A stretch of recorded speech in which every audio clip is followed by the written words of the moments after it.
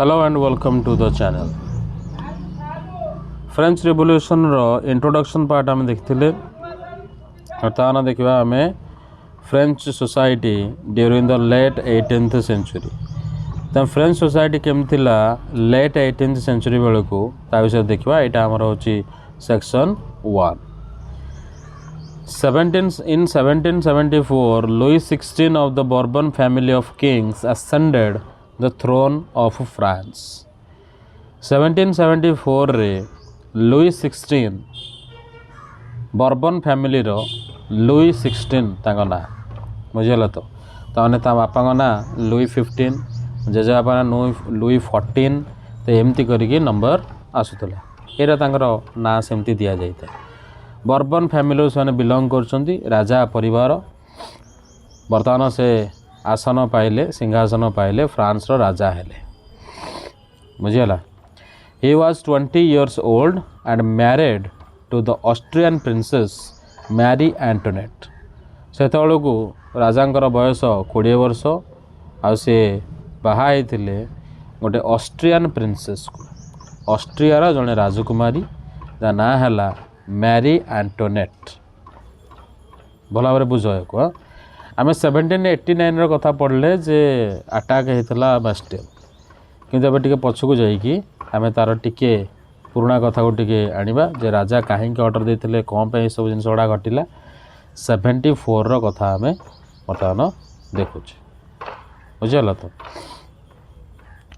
Upon his accession the new king found an empty treasury. जेतेबेले राजा हेले राजा समय से देखला बेलू तांको ट्रेजरी पूरा एम्प्टी माने तांकर पैसा पत्र किसी पाखे नाही. कहीं नहीं because long years of war had drained the financial resources of France. तेणु तांको पूर्व बापा तांको जेजेबापा बहुत सब युद्ध करिकी अन्य देश मान सहित सबू पैसा फाइनेंशियल रिसोर्स सबू बुहाई सारी शेष. तेणु ये पुओपाई बा राति आउ किछि नाही खाली पड़ी ट्रेजरी पैसा किसी ना सब खर्च हो जाए युद्ध करी सब पैसा शेष. या सहित added to this was the cost of maintaining an extravagant court at the immense palace of Versailles. ता सहित पुणी यार तो खाली पकेट खाली पर्स रे पैसा नहीं है तो बैंक अकाउंट रे भी टंकाटे नहीं ता सहित याडे खर्च प्रबल कना विराट बड़ कोर्ट विराट बड़ जो सिंहासन जो राजा बसंती है कोर्ट रूम. तेणु से दरबार राजांकर दरबार से बहुत बड़ गोटे पैलेस जहाँ ना हूँ वर्साई पैलेस ऑफ वर्साई सब जिनस मेंटेनेंस हम विराट बड़ अच्छे शह शह हजार हजार चाकर वाकर लोग लगी सब जिनसर धुआ पोछा एवं सबू कॉस्ट मेंटेन करिवार कॉस्ट दबा पड़ो. तो ये जो राजा हेले Louis 16 under Louis 16 France help the 13 American colonies to gain their independence from the common enemy Britain. तो लुई 16 का अंडर रे फ्रांस हेल्प कला क्या हेल्प करथिला ना 13 अमेरिकन कॉलोनीज 13 जन अमेरिकन कॉलोनीज को से हेल्प करथिला टू गेन देयर इंडिपेंडेंस तांकर इंडिपेंडेंस पाया पई से हेल्प करथिला. तो तार कॉमन एनिमी थिला ब्रिटेन फ्रांस रो शत्रु आ अमेरिकार मध्य शत्रु के से ब्रिटेन. तेणु ब्रिटेन तार शत्रु थिबा जोगु से ताको हेल्प करथिला. तेणु दुश्मन का दुश्मन दोस्त. तेणु ये जेहेतु दुश्मन तार जे दुश्मन सी है तार दोस्त. तेणु से ताको हेल्प कला अमेरिका को 13टा अमेरिकन कॉलोनी को से हटेला ब्रिटिश माने रूल रू ताको हटेला एवं इंडिपेंडेंस देला. एथरे निजर खर्च होला ना नहीं. ये जो वार हैला ए वार रे आहुरी खर्च बढ़ी गला केते ना 1 बिलियन लिवर्स रु भी अधिक. लिवर्स कौन ना सेते बेले फ्रांस रे चलुथिबा से करेन्सी को लिवर्स कह जाउतला.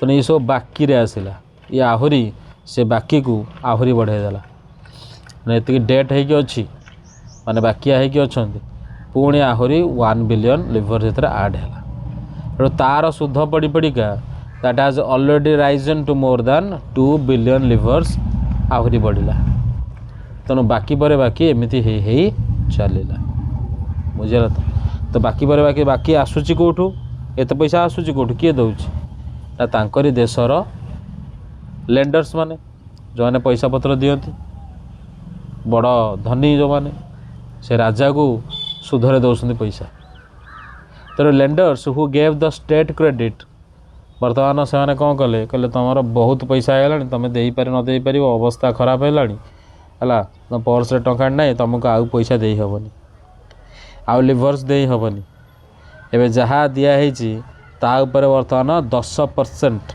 इंटरेस्ट बर्तमान लोन उपर तुम सेतक आग क्लीयर कर तुम तो 2 बिलियन लिवर्स हो गला सुध मूल मिसेकी है तो तुम से क्लीयर कर तापर बाकी कथा पर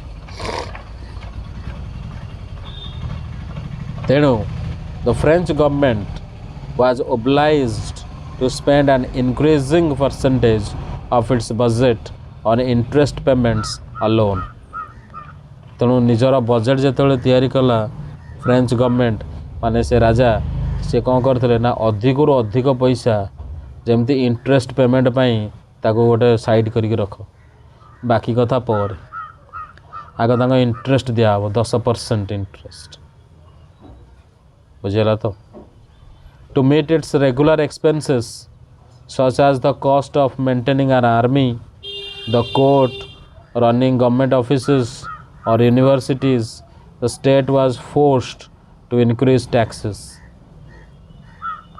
तेणु यार सबुदिनिया खर्च भी अच्छी जमती कि आर्मी मेंटेन करवा तार पुणी खर्च आर्मी रे बहुत गुड़े घोड़ा रे बंदूक रहा ये सी बहुत गुड़े खर्च लोक आने सालेरी देवा पड़ो जो मैंने आर्मी पर्सनल रहिले ये सबूर खर्च रहा कोर्ट्रे मध्य खर्च रहा खाଇବା पीवा अन्य सब जिन गुड़ाक जो कोर्ट ऑफिशियल मिनिस्टर मैंने भी पैसा दिज्व गवर्नमेंटर निजर ऑफिस अच्छी निजर यूनिवर्सिटी अच्छी ताको चलाइवाई खर्च तेणु ये सब गुड़ा जो पड़ा तापर से बाध्य है बर्तमान जे टैक्स बढ़ेदवा ये गोटे उपाय या संभाली हम से टैक्स लोक मैंने टैक्स देवे आ से टैक्स को लेकिन ये काम गुड़ा सब तुटिया पड़ो ये खर्च गुड़ा ए मेंटेन हो yet even this measure would not have sufficed हेले भी ये जिन गुड़ाक सेटा ठीक लगुनि कारण केते टैक्स एमती मिल जहाँद्वारा कि ये जिन गुड़ा सब सल्व हो हेले भी किसी मात्रा रे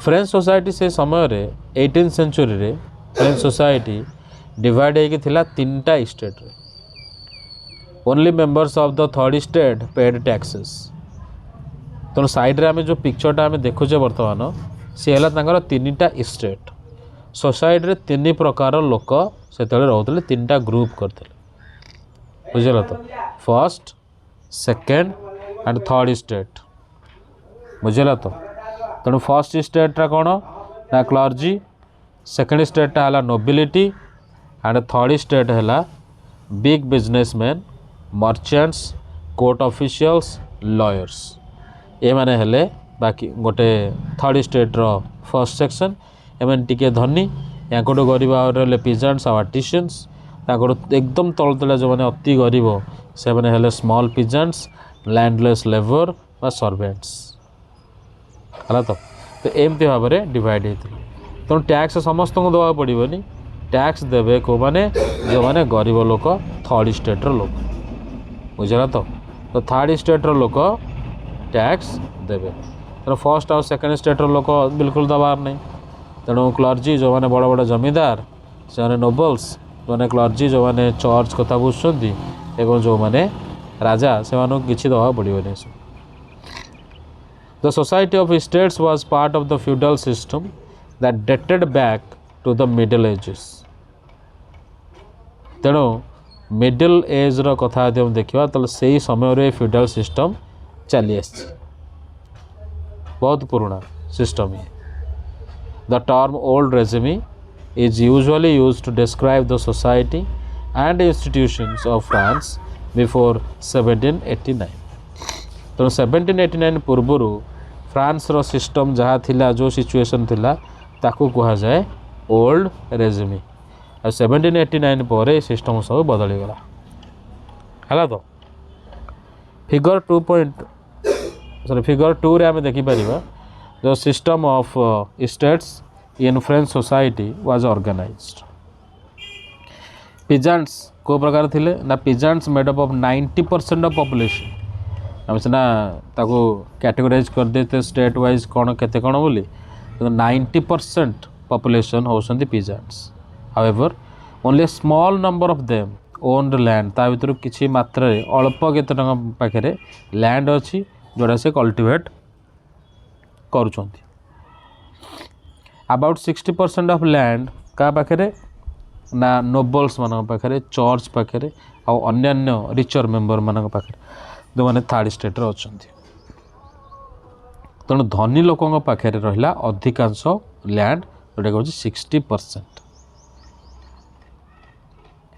the member of the first 2 state जो मैंने क्लर्जी और नोबिलिटी एमाने एंजॉय करते कौन ना सर्टन प्रिविलेजेस बहुत ही गुड़े सुविधा या मिलूला बाय बर्थ। से ही कूल जन्म हो से कास्ट जन्म हो गले क्लर्जी और नोबिलिटी कास्ट रे ताको जन्म ही बहुत गुड़े सुविधा मिल जमीक आम ये दिखाई ब्राह्मण को ठीक सेमती से दिखाई से भाया दिखाला बहुत गुड़े मागणा माहालिया सब बहुत गुड़े जिनस मिल। The most important of this was exemption from paying taxes to the state. तेणु मोस्ट इम्पोर्टाट जिनस या भर यह रहा जे तांको टैक्स देवा पड़ोनी ता सहित अन्य साहाय्य अच्छी। नोबल्स माने तो फ्यूडाल प्रिविलेज भी पाउले दान दक्षिणा सब दिखाला जोटा कि पिक्चर आम नेक्स्ट पेज रे देखिपर। दिस इनक्लूडेड फ्यूडाल ड्यूज जमीक फ्यूडाल ड्यूज गुड़ा दवा पड़ूला which they extracted from peasants. तो पिजेंट्स माने खुशी खुशी जिनसा दौले कहीं पिजेंट्स माइंड वाश कर दिखाई। पिजेंट को कहुई जे नोबल्स आ क्लर्जी होती तुम भगवान तेणु तुम दबा पड़ो तेणु तुम्हें निज बिल जी तुम चाषबास कर जहाँ भी कर तुम्हें से किसी भाग दब। जिते पिजेंट्स को कह तुम मानक कहुई किसी कम करने तुम सर्विस मागणा माहालिया करने को पड़ो फ्री ऑफ कॉस्ट बुझे तो। तेणु पिजेंट्स माने एकदम ओबलाइज होते अंडर रे थिले to render services to the lord to work in his house and fields घर मध्य जाकि फ्री रे काम करेंगे और फील्ड रे फ्री रे काम करेंगे to serve in the army और to participate in building roads. तेणु आर्मी जाकि काम करेंगे दरकार पड़े एवं रोड तैयारी भी पार्टिसिपेट करती। आ ये सब जिनस फ्री रे हुए जब फ्री रे रही कि जब पैसा से डिमांड करेंगे ताले यहाँ है बहुत बड़ तांकर पाप बा भूल। ये गला नोबल्स कथा। चर्च जो क्लर्जी अंडर आछी तेणु चर्च कौन कर सी निजर शेयर नहीं बा टैक्सेस नहीं पिजेंट्स मान जोटा कह टिथेस। टिथेस कौन टिथे हूँ गोटे tax levied by the church comprising 1/10 of the agricultural produce. तेणु 1/10 जो रहा तुम जी भी रोजगार होती बिलर बाहर तार 1/10 तुम दब ताकू टिथे कहुए। टिथे मान 10 1/10 and finally all members of the third estate had to pay taxes to the state. आ जितक थर्ड स्टेट जितक मेंबर रहे समस्त को टैक्स देवा पड़ो स्टेट को या कहा जाए taille. This included a direct tax called taille कारण नंबर ऑफ इनडायरेक्ट टैक्सेस अच्छी तो अन्य प्रकार आहरी बहुत गुड़े टैक्स जमीक डेली यूज होता जिनस गुड़ाक such as everyday consumption like salt tobacco एगुड़ाक टैक्स। तो सब प्रकार टैक्स गवर्नमेंट ताठू नेउथला। The burden of financing activities of the state through taxes was borne by the third estate alone. तो ये जो बर्डन थिला, अरे तुम मैंने खर्च कर उड़ेब टैक्स किए दब, थर्ड स्टेट वाला केवल देवे, अन्य कहीं दौना ताले केमती हम सबू बोझ तक टैक्स बर्डन ये बोहिले, बुझेगा तो किए से थर्ड स्टेट। तेणु थर्ड स्टेट सबुतक बोझ बहिबे टैक्स गुड़ा दे देगा। डायरेक्ट टैक्स देवे, इनडायरेक्ट टैक्स देवे, पुणी चर्च को देवे, पुणी अन्य क्या देवे, नोबल को देवे, समस्त को टैक्स दे देगा, से मरीज रहा के बुझे तो ये आम तार विषय देखुचे। गोटे लोक ये आसी जोटा दिखाई पिक्चरटा आम देखिपर, the nobleman is the spider and the peasant the fly, the more the devil has the more he wants. तो नोबल मैन एपटे जो बस सी एपटे स्पाइडर भाया काम करपटे जो पिजेंट अच्छी सी फ्लाई भाई काम कर, तो तेणु स्पाइडर पाखु जमी फ्लाएटा आसी थाए, बुझेगा तो ये आसिक जो पहुँचाए सी खाई थाए, ये जानी शुणी चारि पाखु जीव आ सी खाइब। ये धरिकी आसी से पिजेंट्स बहुत गुड़े ग्रेन्स आ फ्रुट्स धरिकी आसी, एपटे नोबल मैन केवल बसी बसी ये सबू पिजेंट्स मानकर खाइबा खाऊँ। एमती केते पिजेंट्स आसुँच आ समस्ते किसी किसी देकी जाऊँ, बुझे। पिक्चर विषय में डिटेल्स नेक्स्ट को भल भाव बुझा।